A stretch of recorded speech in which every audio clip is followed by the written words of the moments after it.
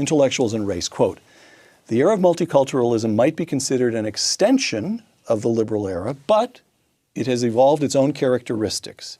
Multiculturalism is an insistence that the particular cultures found among less fortunate groups are not to be blamed for disparities in income or education or crime rates, but are on net positive." Yes. Close quote. Explain that. You can't find any fault with any group that is less fortunate. There are no behaviors that they need to change in order to advance. Society needs to accept them as they are. In other words, the causes are to remain the same, but the effects are to change. And if the effects don't change, then it's society's fault. So, for example, there was a period, I'm trying to remember now, I believe it was in the mid-70s, when substandard English began to become viewed as a discipline of its own within linguistic studies and so forth. And for all I know, it was all perfectly legitimate that certain speech patterns would be traced back to various regions in Africa and so forth. And this is a language of its own. It has its own validity. But your argument would be, I don't really care what its validity is. It's holding people back. It's preventing them from participating in the wider society. Is that right? Absolutely. And also, none of these things went back to Africa. Oh, is that so? No. You can. Yes, they did not go back to Africa. If you look at the peach, for example, using the word axe for ask and stuff like that, all of that goes back to the South, and it goes back to the parts of Britain from which white Southerners came. So if you trace calling hog entrails chitlins, that was in a certain section of Britain, the section from which whites moved into the South, and they were known as rednecks and crackers in Britain in centuries past, before they ever set foot in the South. So the whole thing is as phony as the $3 bill. Once again, intellectuals and race. The key word among advocates of multiculturalism became diversity. Yes. Sweeping claims for the benefits of demographic and cultural diversity have prevailed without a speck of evidence being asked for or given. Name a few institutions in which diversity is championed without evidence. Gosh, the question would be, name one where that isn't the case. I would say the whole Ivy League, Stanford, Berkeley. Corporate America? Yes. It's really miraculous almost. I mean, I can't think of a word that has gained such widespread use and which is utterly unchallenged without one speck of evidence. If you look at societies that are diverse, they have all they can do to avoid mutual bloodshed. I mean, India, for example, is very diverse, and you know it barely coheres as a nation. That's right. When India was given its freedom by Britain and split into India and Pakistan, I mean, the number of people slaughtered between Hindus and Muslims ran into the hundreds of thousands. All right. So this brings us to affirmative action, of course. And let's take a look at the 2003 Supreme Court case, Grutter versus Bollinger, in which the Supreme Court upheld the affirmative action admissions policy of the University of Michigan Law School. Writing for the majority, Justice Sandra Day O'Connor, the Constitution, quote, does not prohibit the tailored use of race in admissions decisions to further a compelling interest in obtaining the educational benefits that flow from a diverse student body, close quote. That's pretty high sounding. What's wrong with that? It would have been nice if she could produce one speck of evidence for it. Doesn't it feel intuitively correct, though? No. That you put students together with other students of different backgrounds? Let's assume for the sake of argument that it is intuitively accepted. That doesn't relieve you from having to look at the evidence to find out if that's true. One of the things that when I was going around, when I was taking my kids around to pick colleges, I would go into the lunchroom at lunchtime and look around. And if I found that all the black kids were at one table and all the white kids were at a different table, I knew what the atmosphere was at that school. I went to school in the 50s. I never saw that. So that you say what the benefits are going to be, and then you come along and test it. You don't just say, that sounds so wonderful, and there's no need to go any further. And if you look at what has happened in these places, you find that the polarization is far greater after these policies are followed than there were before. Intellectuals and Race, quote, a growing body of empirical data shows that black students mismatched with the colleges or universities they attend fail or drop out more often than other students. The problem is not that these black students are unqualified. The problem is that they are mismatched with the college or university that has admitted them for the sake of, quote, diversity. Yeah. Now, what do you mean by mismatched? Well, I'll give a simple example. When I was teaching at Cornell back in the 60s, the average SAT score of black students at Cornell was at the 75th percentile. The average SAT for the white students in liberal arts was at the 99th percentile. We all taught to the students who were at the 99th percentile. Students who were at the 75th percentile had a hard time trying to keep up. They didn't have the reading speed, they didn't have the mathematical facility, and so on. Had these very same students gone to some place where the other students were at the 75th percentile, they'd have had no problem. Half the black students at Cornell at that time were on academic probation. It was even worse at MIT. The average black student, when this study was done some years ago at MIT, scored in the top 10% nationwide in math. They scored in the bottom 10% at MIT.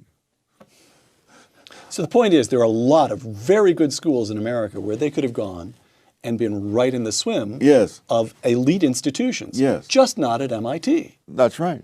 All right.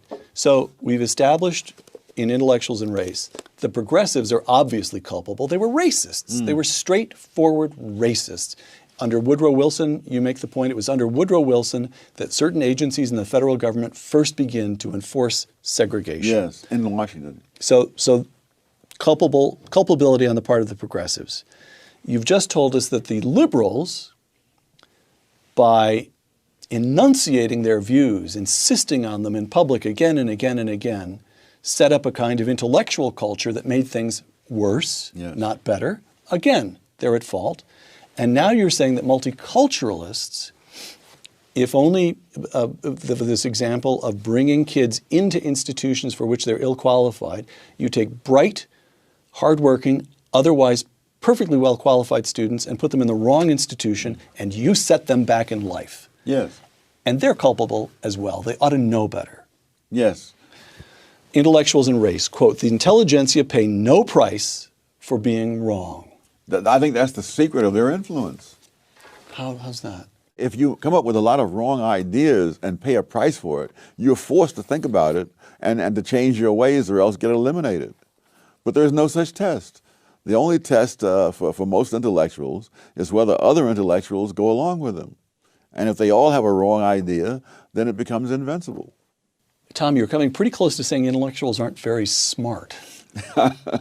They are very smart in very limited areas. And they don't realize that it's the limited areas. That's the problem. I mean, chess grandmasters are very smart. I mean, if you can stand there blindfolded and play 3 different players without looking at the board and beat them, you're pretty smart. So your argument would be that at an elite institution, the folks in the physics department are really good physicists. Mm-hmm. And the folks in the English department know everything there is to know about Shakespeare and Milton.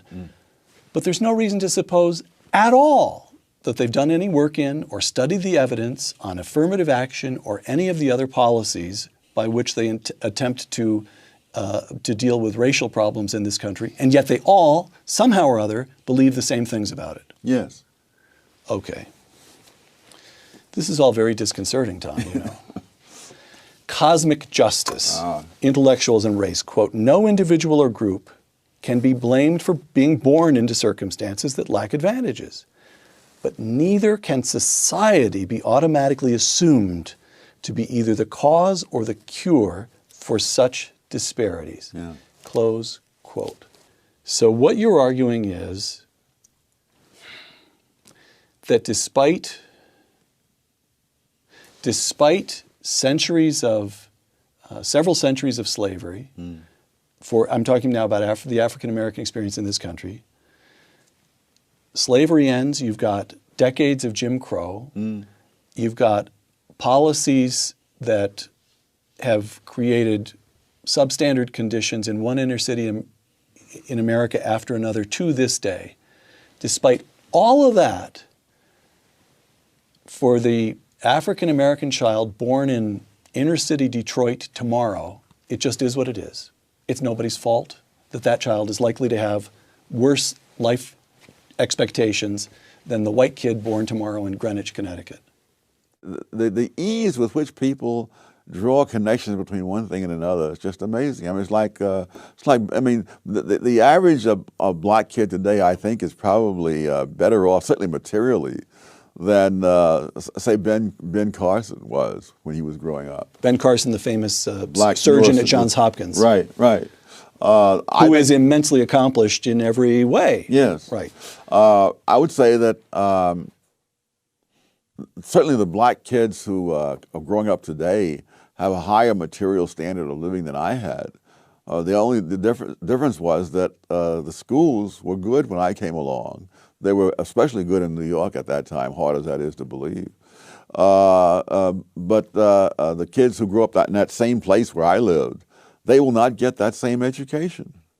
Now that can be blamed on somebody, but it has very little to do with what happened 100 or 200 years ago.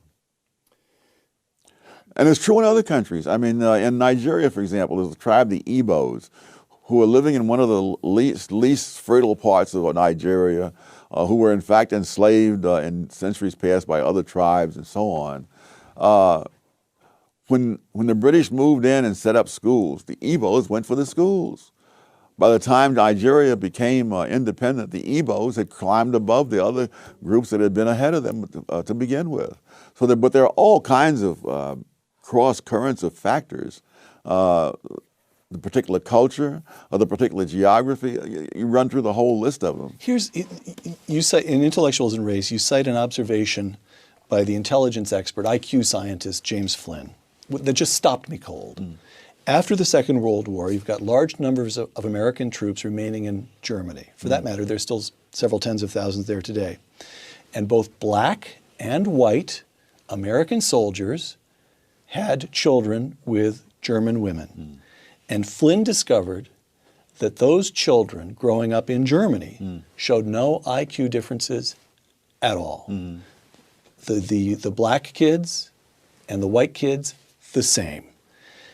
Quoting Intellectuals and Race, Professor Flynn concluded that the reason was that the offspring of black soldiers in Germany, and now you're quoting Professor Flynn, grew up in a nation with no black subculture, close quote. Which means what? Which means they experienced exactly the same expectations. Is this the... No, the expectations are external. The culture in which they grew up was not the culture in which black kids grew up in America today. So they had... There's no gangster rap that was pervasively available in Germany. So here's what I'm getting. There is something about black subculture in America today that holds African Americans themselves back? Yes. In fact, I went into this in a previous book on which about black rednecks and white liberals, because that same subculture. Let's talk about two of your books here. Go ahead. Because that very same subculture held whites in the South back as well. That in the time this mental testing in the First World War turned up, among other things, the fact that whites from various 4 or 5 southern states scored lower on the mental test than blacks from 4 or 5 northern states. And so it really was a question of the subculture that was there, which was a handicap to both.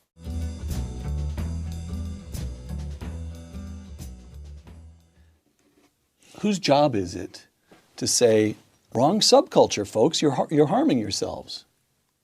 Well, I would think in an ideal world that intellectuals might take on that task, but the world that we live in, I've noticed, is not ideal.